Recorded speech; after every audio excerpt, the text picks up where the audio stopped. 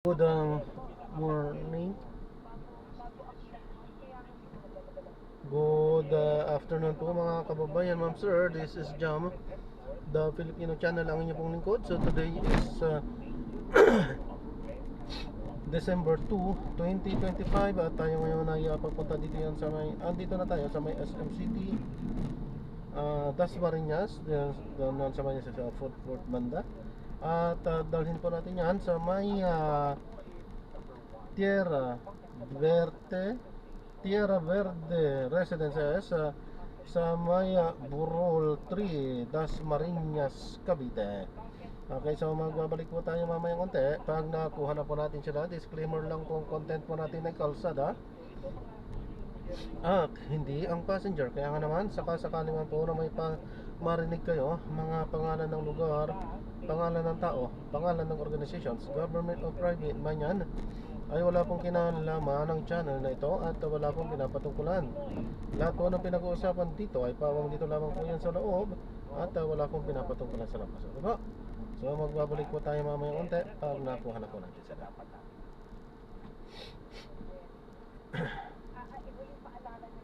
Okay.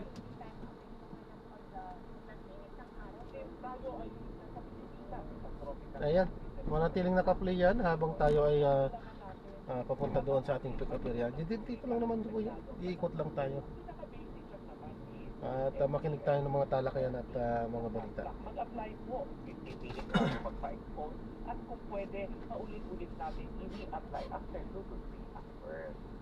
Susunod mong tatalakayin ko yung pagpapaputi naman. Is there, gusto ko naman po malaman, and yung extreme, meron bang limit kung titigilan mo na yung pagpapaputi mo? Maraming gamot na papaputi. Isa na sa mga general na gamot na pwede natin pag-usapan. Yung mga supplemental. Ito ba ay cream?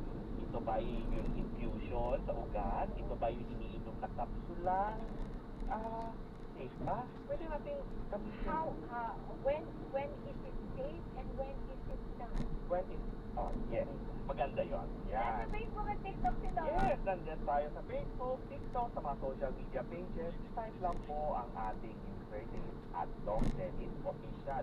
Please i-follow, i-like at i-share para sa iba pang mga payong medikalo at mga pagkuluhang puntahan na may pinalaman sa kalusugan. Samantala, sa oras na 12 minuto bago mag-alas 3. tayo ay magsisimula sa pagkakula kay Martin Padierno. Ay, ma'am, kasama po yung ano? Pasensya na po, hindi po pwede. Hindi po pwede ang aso po. Pakasunod na lang po. Yung grab pet po, may grab pet po ma'am. Yung grab pet, doon tayo mag-book. Grab pet. Meron po yun, doon po kayo mag-book pagka may kasama po kayo ng mga pet mo. Pasensya na po kasi yun lang po. Thank you, God bless po.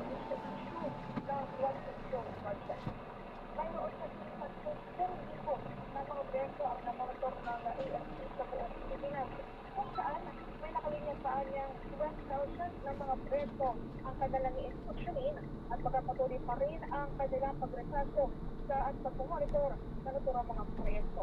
Sa ngayon, patuloy naman ang pagkakasoknay ng AFC sa DPWH tungkol dito. Samantala sa susunod naman ng panahon, sumakulit tayo nakakaranas na bahagyang pag-ulan sa bagay na Campo Crame, pero ang nakalangitan ay kasalukuyang maliwanag.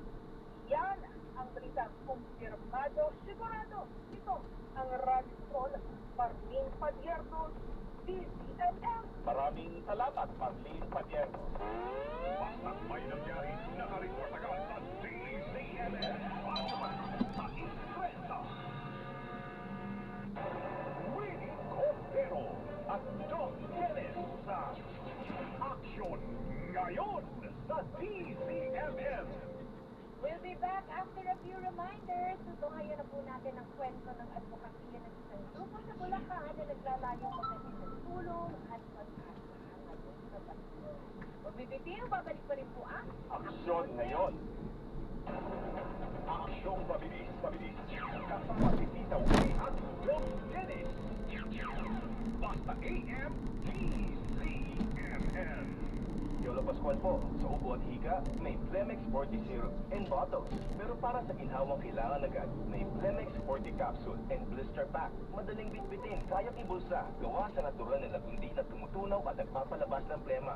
Ayan, so Ginhawa pa. Plemex hindi 40 natin na ano yan capsule. sapagkat may kasama silang aso, so hindi tayo pwede sa aso para sa ano, so, pinayuhan na lang natin sila na mag-book sa GrabPet. Meron naman yan, pero sa atin hindi kasi pwede. Sa ordinary sa mga sa 4-seater and 6-seater ay hindi po pwede ang mga pets, mga animals, bawal po yan.